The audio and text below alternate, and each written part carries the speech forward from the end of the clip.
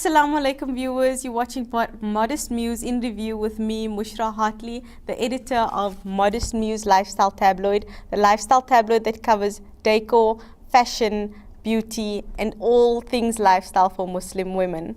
With me in studio today I have two phenomenal women. Assalamu alaikum Rahima, welcome to studio today. I'm so glad to have you here with me. Wa alaikum salam, Mushra. It's a pleasure being here. Now you are featured in page 10. You are selected as our muse of the week, and very rightly so. Your achievements are phenomenal. Please take me back to where this all started. Who is Rahima and how you got to achieve what you have done today? Okay, well, I'll start with my career. I'm an electrical engineer because I've always loved the sciences. I was never really good at memorizing things, but I enjoyed learning about how things work. And engineering gives an opportunity to always be doing something different. You are on the cutting edge of technology, things that run the world, and that's just what I love about it. Is there a reason why you chose electrical engineering as opposed to one of the other disciplines? Not really, it just appealed to me more. I don't have a specific reason, but I enjoyed science and physics and mathematics. And I'm not really a drawing person, so mechanical engineering and things that involve more detailed design was not going to be for me. And how do you find being a female in this male-dominated field? It has its moments. We really have to work so much harder to be recognized as somebody who is as competent or even more competent than the man in some cases. But it's changing, the tide is changing because people are just realizing that it's here to stay, we are here to stay, and so yes, it's... Now being an engineer is just one of your accolades. Amongst that, you're also a motivational speaker. Tell me how that came about. Okay, that came about when quite a while ago I was going through some hectic challenges in my life, and the only way that I managed to overcome that successfully was through personal development. And I really started reading and just reading as many books as I can on empowerment and just how to overcome difficult things. And that set me on a path of personal development. And then I was featured in the Empowered book, which is part of the Wake Up, Live the Life You Love series. I was a co-author, and it's a collection of short stories. And my story specifically is about not giving up on what's important to you. And that's the message that I try to relay whenever I have interactions with people. And that just led to the motivational speaking. I love speaking to women and youth on empowering issues and just getting them to realize that they need to step into their own power. Okay, so you say you've overcome difficult obstacles, and through personal growth you become a motivational speaker. There's a quote that says, "If you know thyself, you know God." How has your spirituality and your religion aided in this personal development and growth?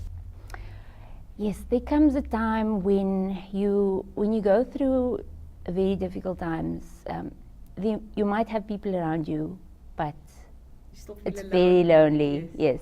And then you really just have to go inside. You've got to learn to spend time with yourself and to be okay with you.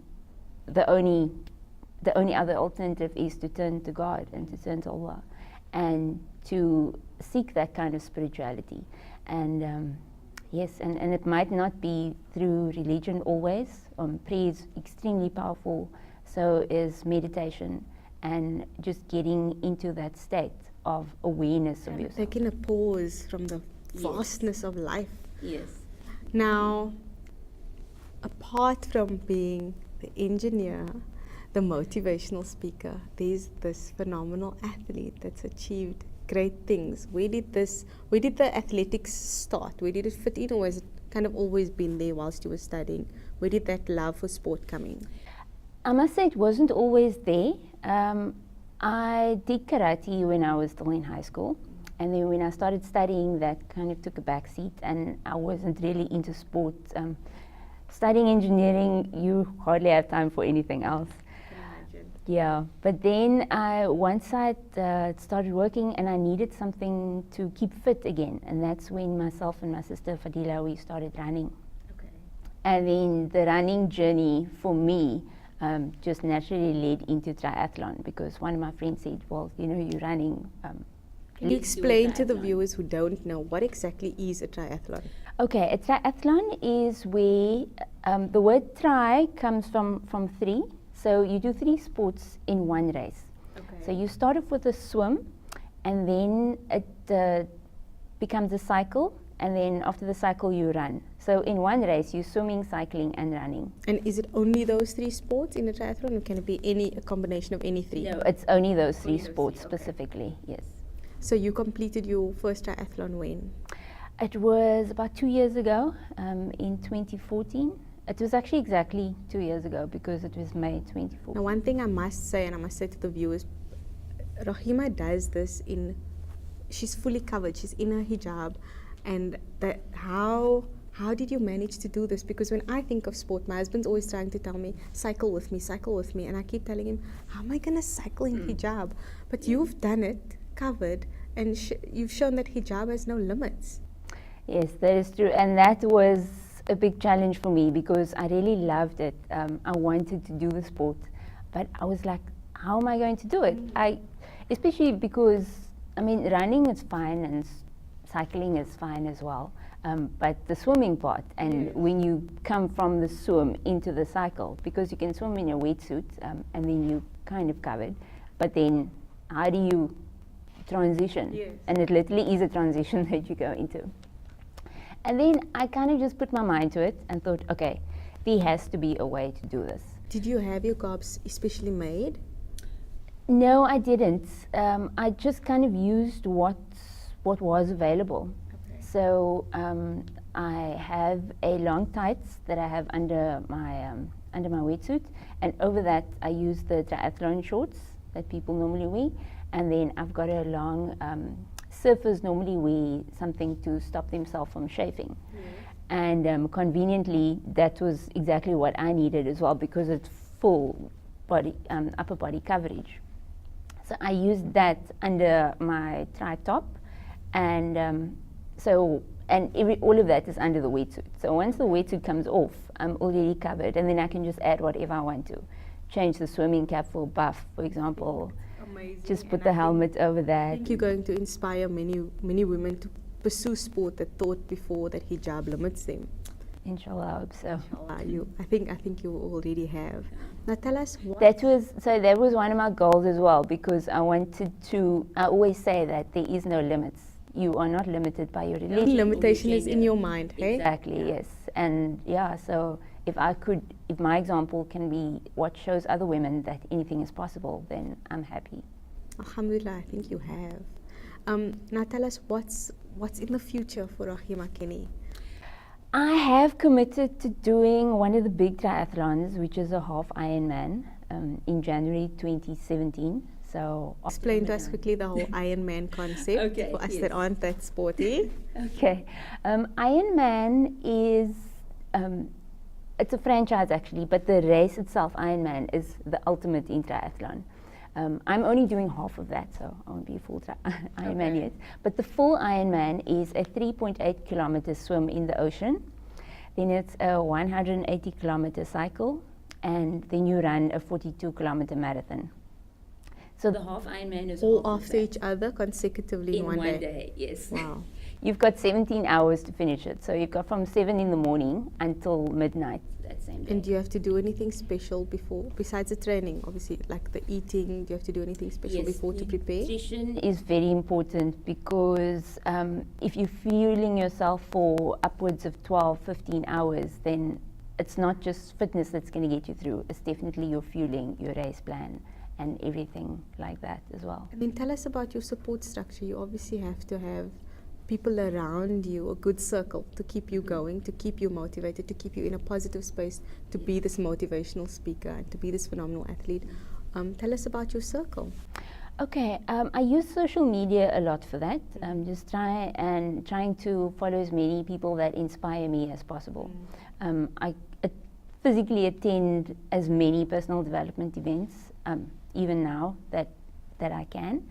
And my family, alhamdulillah, is very supportive. My sister and myself, we run together, and we support each other as well. She doesn't do triathlon. She supports me fully in my triathlon journey. She's doing comrades, so I'm going down to support her, and second down the road. So yes, it is very important to have that support structure. And then I've got amazing friends as well that even if they might not be doing the sport, are very supportive. And then club mates and people that you train with, that plays a huge part as well. I'm sure there's a lot that you can tell women out there from a career perspective, being in a male-dominated industry, from a sport perspective, from a personal development perspective. What would you say is that important message that you want to give to, not just to Muslim women, but just generally to women who have that we've got so many challenges? We're Muslim women living in Western society trying to implement an Eastern religion. What advice do you have to them? Okay, my advice to them is be authentic, be who you are, do not try and be someone else. And then believe in yourself and believe in your abilities and what you can do. So don't let society dictate to you what you can and cannot do, what sport you can do, what career you can do, because you can literally do anything. You are not limited. Your only limitation is yourself. So if you just get out of your own way, then you can do whatever you want. And I'm not saying it's going to be easy. Anything takes a lot of hard work. For me to do my first triathlon, firstly I had to learn to swim because I could not swim at all. So that might be... Talk about that. How did you learn to swim, Rahima? At 30 you learned to swim, At 33, yes. Well, I basically got through it because I had to. Firstly, one of my friends started teaching me, so he taught me from scratch. Like I couldn't swim. You learned in how long? Like a week? No, it took me about 6 months from starting, like getting into the pool, to doing my first triathlon. And I promise you, the day before the triathlon, I still was not convinced that I can do that 500 meter swim until I was actually done with it. It was the most amazing feeling. So back to your message, you can do anything that you put your mind to. Yes. Be authentic, and it comes with hard work. Yes, it does. Just remember your reason why. If your why is strong enough, then you'll find a reason to put in the hours and the work to get whatever your goal is. Rahima, it's been an absolute pleasure chatting to you. You are so inspirational. I can chat to you for hours. Thank you for joining us in studio. You're welcome. We hope to chat to you again soon. All the best with everything that you're pursuing, and keep on inspiring us. Thank you. Shukran. After the break, we chat to Shanaz Moos, registered counsellor, about EQ and parenting issues. Thank you.